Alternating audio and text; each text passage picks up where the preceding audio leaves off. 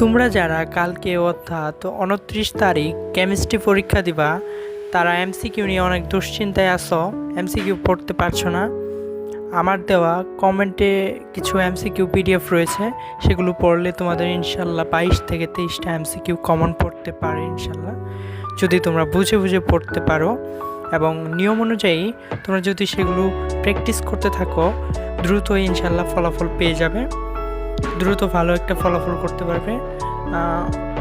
তবুও এমসিকিউগুলো যথেষ্ট কমনমূলক রয়েছে।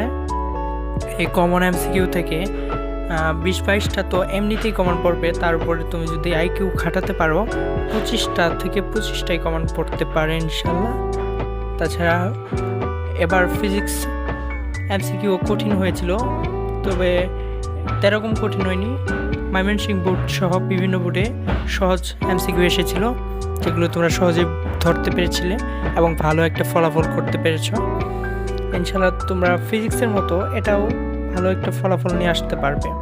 কেমিস্ট্রি যদি এমসিকিউ সবগুলো সঠিক করতে চাও, তবে আমার দেওয়া পিডিএফগুলো ডাউনলোড করে দ্রুত প্র্যাকটিস করা শুরু করো।